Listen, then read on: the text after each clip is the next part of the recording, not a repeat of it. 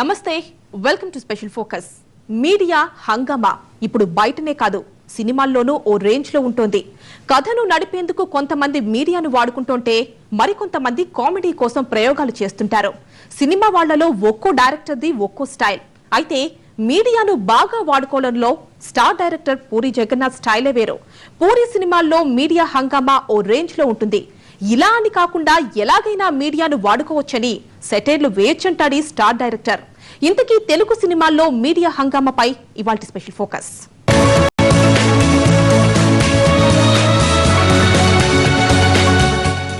కథను రసవత్తరంగా నడపడానికి డైరెక్టర్లు అందుబాటులో ఉన్న వనరులన్నీ వాడుకుంటారు.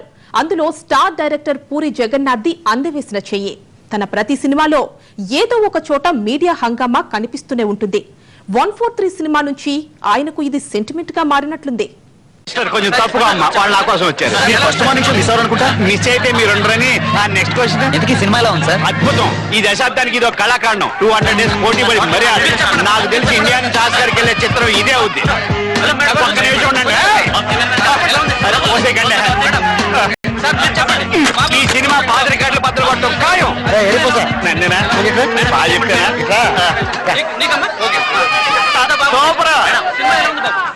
ఈడెవడో చిక్కిపోయింది ఆనందలో ఉన్నాడు.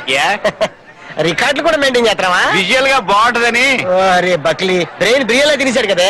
అయినా సినిమాకి ఎంత పిలిపిస్తున్నాడు? నీలాంటి వాళ్ళు ఉండబట్టే ప్రేక్షకులు తెలుగు సినిమాకి దూరం అయిపోతున్నారు. కరెక్ట్ గానే చెప్పావు గానీ టీవీ ద్వారా ప్రేక్షకులకు దగ్గర అవుతున్నాను కదా. అయినా ఎదవ సలహాలు ఇవ్వకు. టీవీలో నాకు ఫ్రీ పబ్లిసిటీ కావాలి. నువ్వు ఇస్తావా?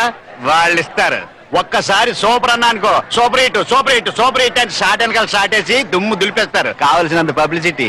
మీడియాను స్టోరీకి అనుగుణంగా వాడుకుంటూనే అప్పుడప్పుడు సెటైర్లు కూడా వేస్తూ ఉంటాడు పూరి. సమాజంలో జరిగే సమస్యలని సినిమా యాంగిల్లో చూపించడం స్టార్ డైరెక్టర్ పూరి జగన్నాథ్ స్పెషాలిటీగా చెప్పొచ్చు. జీవితాలన్నీ అందులోనే ఉన్నాయి. మీవనుకుంటే మీవండి, మావనుకుంటే మావండి. లూజా తిక్కగా మాట్లాడుతున్నారు. ఏం చదువుకున్నారు? అందరం డిగ్రీ ఫస్ట్ క్లాస్ లో పాస్ అయ్యాం సార్. ఎందుకు సంగనాగన? అదేంటి సార్? అదేంటంటే ప్యూన్ ఉద్యోగం చేయడం కోసం డిగ్రీ చదువుకున్నా అని చెప్పడం ఒక తప్పు, ఫస్ట్ క్లాస్ వచ్చిందని చెప్పడం రెండు తప్పు. ఎంత ఇస్తారో చెప్పండి. లేదు ముష్టి 2 lakhs ఇవ్వండి. 2 lakhs? అదేంటి అంత ఆశ్చర్యపోతున్నారు? ఆఫ్టర్ 2 lakhs గవర్నమెంట్ ఉద్యోగం రెడీ. 5 lakhs తీసుకొని పెళ్లి చేసుకుంటారు. 3 lakhs మిగిలిపోతాయి. హ్యాపీగా సెటిల్ అయిపోతారు. హలో, ఏంటి 2 ఇస్తానన్నాడా? 5 ఇవ్వమని చెప్పబోయా? ఏంటి బేరాలు ఆడుతున్నారా? నేను మళ్ళీ చేస్తాను. పెట్టే ఏంటి బ్యాగ్ అటు ఇటు తిప్పుతున్నా? ఏం చేయాలో తెలియక. సర్లే, ఎప్పుడు ఇస్తారు? మరీ ఎక్కువ అడుగుతున్నారు సార్. నేను ఒక్కనే తినేతానంటే నా చేయి కడుతున్నా. నేను ఒక్కనే తినేతానా? మా పై ఆఫీసర్ కోటేశ్వరరావు 60,000 ఇవ్వాలి. ఆ పై ఆఫీసర్ అప్పారావు 60,000 ఇవ్వాలి. నాకు మిగిలేదండి బొచ్చు. జరిగింది మాకు అర్థమైంది సార్. జరగాల్సింది మీకే అర్థం కావాలి. వీడికి ఏమైనా క్రాక్? వాడి మెదడు కొంచెం బీట్లు ఎక్కింది సార్. ఓహో, నువ్వేంట్రా బ్యాగ్ అట్టి తిప్పుతున్నావు? అక్కడ పెట్టు. ఇక చెప్పండి సార్. 2 lakhs ఇవ్వండి. నేను ఒక్కనే తినేతానంటే నా చేయి కడుతున్నా. నేను ఒక్కనే తినేతానా? మా పై ఆఫీసర్ కోటేశ్వరరావు 60,000 ఇవ్వాలి. ఆ పై ఆఫీసర్ అప్పారావు 60,000 ఇవ్వాలి. నాకు మిగిలేదండి బొచ్చు. ఇలా లంచం కోసం పీడిస్తూ పారిపోయిందిరా సార్. ఇందాక ఈ పిల్ల మన ఆఫీస్కి వచ్చిందండి. వచ్చింది, అది ఆఫీస్కి వచ్చింది. ఆ యదవల్ని పంపించింది. నేనేదో వాగేశాను. నాకంతా అర్థమైపోయింది. ఎక్కడ ఇల్లు? మీడియాను తన కథకు సరిపోయేలా అన్ని విధాలుగా వాడుకోవడంలో పూరి జగన్నాథ్ మాస్టర్. దేశముద్రలో హీరో స్టోరీ అంతా ఛానల్ చుట్టూనే తిరుగుతూ ఉంటుంది. అంతేకాదు హీరో సాహసాలను కూడా మీడియా యాంగిల్లోనే చూపించాడు పూరి.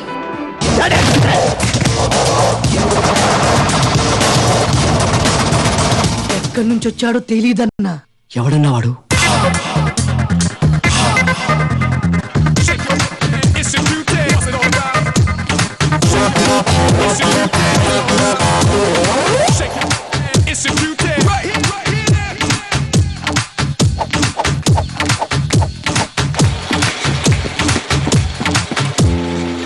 గణేష, నన్ను అందరూ ముదురు ముదురు అని పిలుస్తున్నారు. కొంతమంది మెచ్చుకుంటున్నారు, కొంతమంది తిడుతున్నారు. కానీ ఎక్కువ మంది తిడుతున్నారు. నాకెందుకు నీ తెలివితేటలు ఇచ్చావు? సగం నువ్వు తీసేసుకుని దాని బదులుగా 100 కోట్లు ఇవ్వు స్వామి. టీవీ కొనుక్కోవాలి. టీవీ అంటే మామూలు కలర్ టీవీ కాదు, మా టీవీ మొత్తం కొనేయాలనుకుంటున్నాను.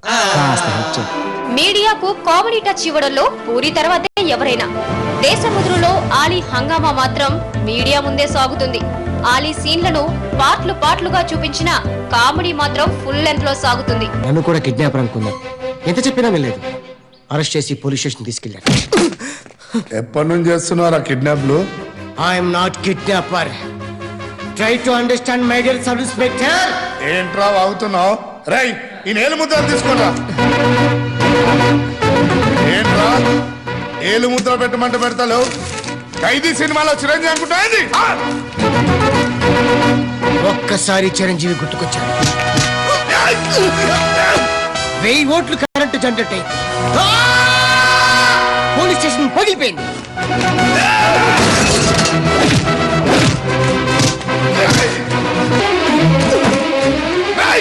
అని పట్టుకోండి. పరిగెడుతూ అడవిలోకి పారిపోయాడు. తెలియకుండానే ఖైదీ అయిపోయాడు. ఆ తర్వాత ఏమైంది sir? What's it all about? Where's the hose? Yeah!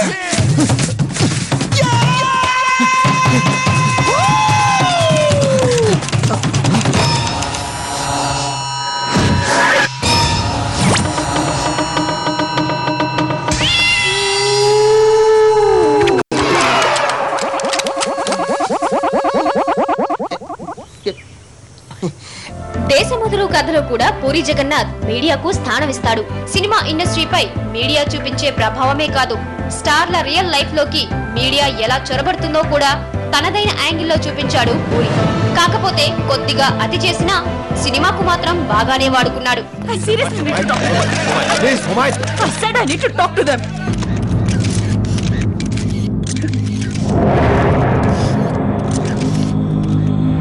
They raped me like this.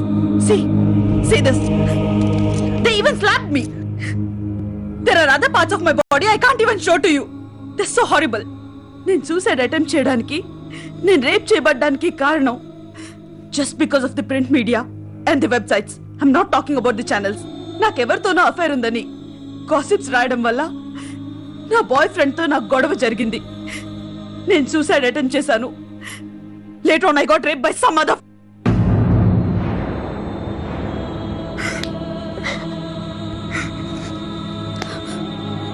మీ పత్రికల్లో వెబ్సైట్స్ లో రాసే గాసిప్స్ వల్ల మేమెన్ని కష్టాలు పడుతున్నామో మీకు తెలీదు. మా ఇళ్లల్లో ఎన్ని గొడవలు జరుగుతాయో మీకు తెలీదు. మీకు అన్కాన్షియస్ గా ఉన్న నన్ను ఇలా కొట్టి రేప్ చేయాల్సిన అవసరం లేదు, కానీ చేశారు. Because of their sadism and the same sadism I can see in the press and the websites. మా తలలకు న్యూడ్ బాడీస్ అతికించి మీ వెబ్సైట్స్ లో పెట్టుకుంటారు. బట్టలు లేకుండా అందరు హీరోయిన్స్ ఫోటోలు అందులో ఉంటాయి. కుటుంబం మొత్తం చదివే ముత్యం అనే వీక్లీ మ్యాగజైన్ ఒకటి ఉంది. అందులో అన్ని సినిమా వాళ్ల రంకు విషయాలు మాత్రమే రాస్తారు. అందులో ఒక హీరోయిన్ ఫోటో వేసి దే రైట్, ఈ అమ్మాయి నిన్న షారూక్ ఖాన్ తో తిరిగింది, ఈ రోజు ఆమిర్ ఖాన్ తో తిరుగుతోంది, రేపు ఇంకెవరితోనో అని ఈ పక్కింటి ఆవిడ ఆ ఎదురింటి ఆవిడతో చెప్పినట్టుంటుంది. ఇన్నేళ్లుగా డ్రాయింగ్స్ తో బతికే మీరు మా గురించి రాస్తారా? ఒక న్యూస్ పేపర్ పబ్లిసిటీ గురించి దే అపాయింట్ అ మోడల్. నా అమ్మాయి ఫోటో వేస్తారు అని రాస్తారు. నేను ఇది ఎందుకు చెప్తున్నాను అంటే, I don't blame you guys, but you all are doing mistakes. Cinema heroines have become public property, but don't project them as a prostitute. రాసుకోండి. Whatever you guys want to write about me, write. No problem. My affair with anyone, no problem, right? But లేని పోనివి link చేసి రాయొద్దు. Finally, I'm gonna say one thing to all you guys. Please keep in your mind. మా గురించి gossips రాసే ప్రతిసారి గుర్తు పెట్టుకోండి, cinema వాళ్ళ విషయాల మీదే బతుకుతున్నారని. బిజినెస్ మెన్ లో కూడా పూరి తన మీడియా సెంటిమెంట్ ని కొనసాగించాడు. ఇందులో కూడా పూరి స్టైల్ మార్క్ స్పష్టంగా కనిపిస్తుంది. రౌడీయిజాన్ని వ్యాపారంగా మార్చిన ఈ స్టార్ డైరెక్టర్ మీడియాను తన సినిమాకు సక్సెస్ ఫార్ములాగా మార్చుకుంటున్నాడు. జీవితంలో ఎన్నో కష్టాలు పడి ఈ రోజు సూర్య ఎక్స్పోర్ట్స్ అండ్ ఇంపోర్ట్స్ బిజినెస్ బ్యాంకుల అధినేతగా ఎదిగారు. సాక్షాత్తు ప్రధానమంత్రి ఈ రోజు మిమ్మల్ని చూడడానికి వస్తున్నారు. ఈ సందర్భంగా యువతకు మీరిచ్చే సందేశం ఏంటి? మీరు అడుగుతున్నారు కాబట్టి చెప్తున్నాను. జీవితం అనేది ఒక యుద్ధం. దేవుడు మనల్ని వార్ జోన్లో పడేశాడు. Be alert, protect your self.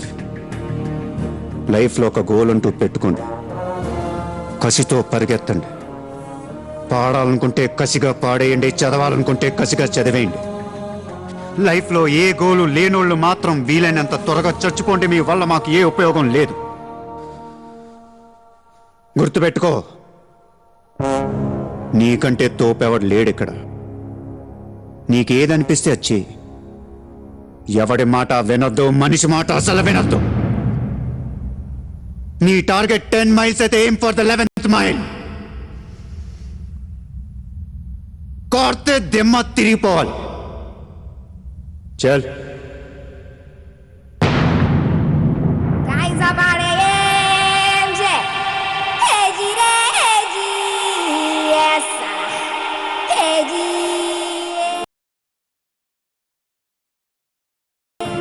Puri తీసే సినిమాల్లో ఎక్కడో ఒక చోట మీడియా ప్రస్తావనో లేక న్యూస్ ఛానల్స్ లోగోనో కనిపిస్తూనే ఉంటుంది.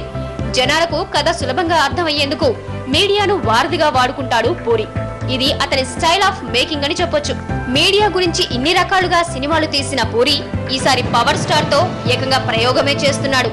పవన్ కళ్యాణ్ ని ఏకంగా జర్నలిస్ట్ గా చూపిస్తూ కెమెరామెన్ గంగతో రాంబాబు తీస్తున్నాడు. మరి ఈ మూవీలో మీడియాను ఏ యాంగిల్లో చూపిస్తాడనేది ఇంట్రెస్టింగ్ గా మారింది.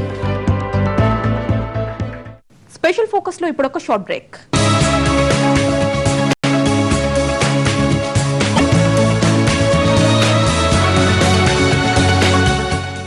Welcome back to special focus.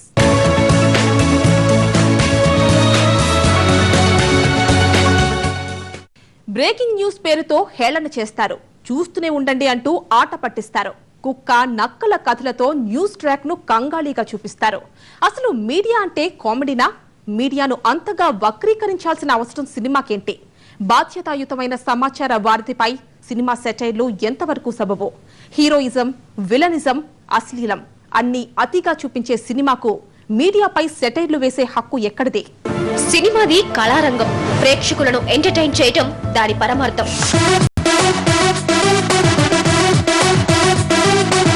మీడియాది సేవారంగం. సమాజ హితమే ధ్యేయంగా అభివృద్ధికి దిక్సూచిలా నిలవటం దాని విధి.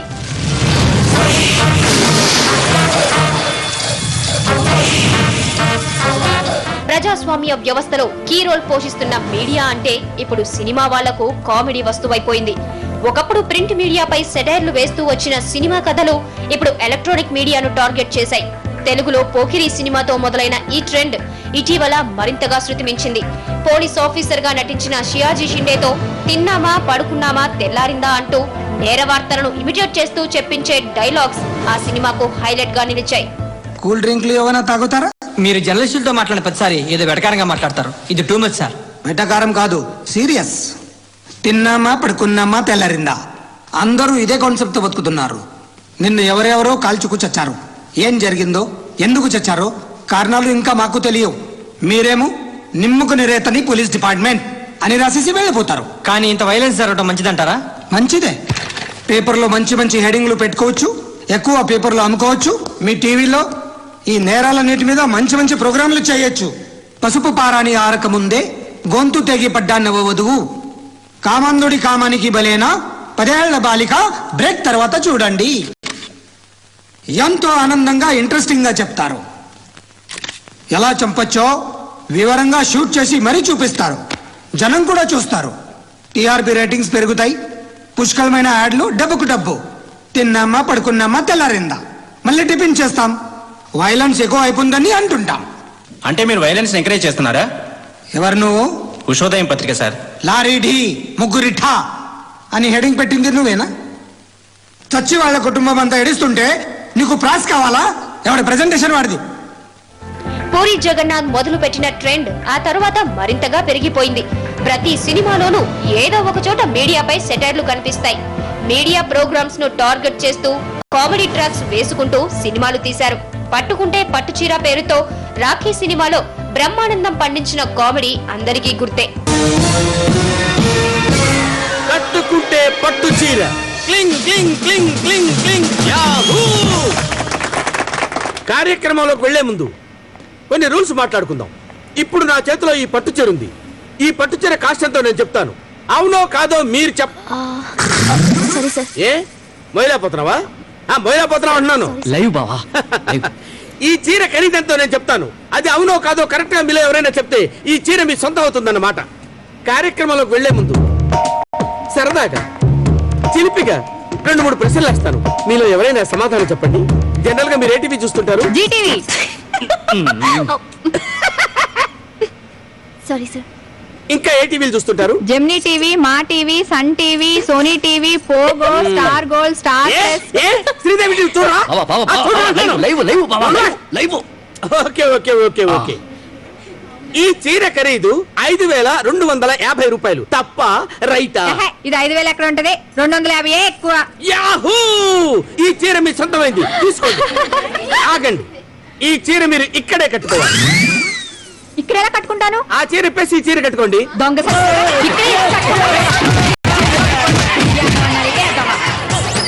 అరే రండ్రా. నేను మీ ఓనర్ని కదా. వాళ్ళు పట్టుకుని అలా చిత్త కొడుతుంటే కనీసం ఆపాలన్న జ్ఞానం కూడా లేదురా మీకు? వాళ్ళనే అనద్దు బావా. ఏ లైవ్ కదా, డిస్టర్బెన్స్ అంటే నేనే వద్దన్నా. డిస్టర్బెన్సా? మొదటి సినిమాలో మీడియా పబ్లిసిటీ కోసం కామెడీ యాక్టర్ కృష్ణ భగవాన్ వేసే ఫీట్లు కూడా సెటారిక్ గా తీసినవే. ఈ సినిమా 10 రికార్డులు బద్దలు కొట్టడం ఖాయం.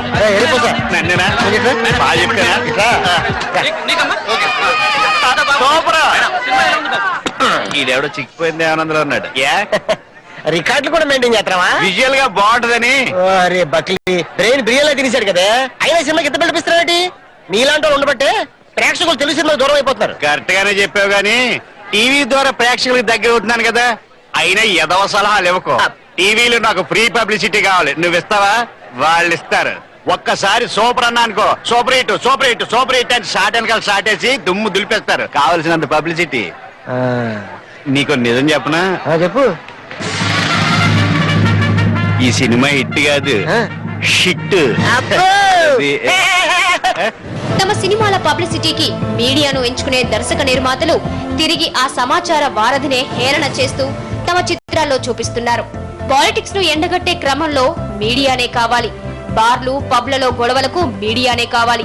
సినిమాల్లోనే కాదు, ఆడియో ఫంక్షన్స్, సినిమా విజయోత్సవ వేడుకల్లోనూ జూనియర్ ఆర్టిస్టుల స్కిట్స్ మీడియాను హేళన చేస్తున్నట్లుగానే ఉంటున్నాయి. అసలు ఇదంతా ఎందుకు?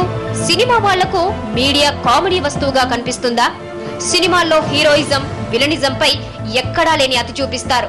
హీరోయిన్లకు చిట్టిపొట్టి డ్రెస్సులు తగిలించి వారి అంగాంగ ప్రదర్శనలతో అశ్లీలాలను గుప్పించడం వారికి తప్పుగా కనిపించదా? ఫక్త్ కమర్షియల్ ఎలిమెంట్స్ ను ఎంచుకుంటూ కాసులు వెనకేసుకునే సినిమా రంగానికి సేవా దృక్పథంతో పనిచేసే మీడియాపై అవాకులు చెవాకులు పేలే రైట్స్ ఎవరిచ్చారు? తామేదో అంతా మంచి చూపిస్తున్నట్లు ఫోజులు కొట్టడం, మీడియా చెత్తరాతలు రాస్తుందంటూ దుమ్మెత్తిపోయటం ఏ మేరకు సబబో వారికే తెలియాలి. అలాగని మీడియా గొప్పదనాన్ని చెప్పే సినిమాలు లేవని కాదు. ఆంజనేయులు, రంగం, బంగారం, దేశముద్రు సినిమాల్లో మీడియా ఎంత పవర్ఫుల్లో చూపించారు. సమాజ హితం కోసం జర్నలిస్టు పడే కష్టాన్ని కళ్లకు కట్టారు. అదే కోవలో బాలకృష్ణ, శ్రీమన్నారాయణ, పవన్ కళ్యాణ్, కెమెరామెన్ గంగతో రాంబాబు సినిమాలు ప్రేక్షకుల ముందుకు రానున్నాయి. ఏది ఏమైనా సమాజ హితం కోరే మీడియాను హేళన చేస్తూ సినిమాల్లో చూపించడం మాత్రం విచారించదగిన విషయం. దేనికైనా ఓ లక్ష్మణ రేఖ ఉండాలి. ఆ రేఖ దాటితే ఎవరికైనా ఇబ్బందే. మీడియా అనేది బాధ్యతాయుతంగా సొసైటీలో జరిగే సంఘటనలు, మార్పులు ఎప్పటికప్పుడు అందిస్తూనే ఉంటుంది. దాని మీదనే జోకులు, వెటకారాలు అనేదానికి ఓ హద్దు ఉండాలి. అది దాటితే ఎవరికైనా ఇబ్బందే. ఇది ఇవాల్టి స్పెషల్ ఫోకస్. మరో అంశంతో మళ్ళీ కలుద్దాం. నమస్తే.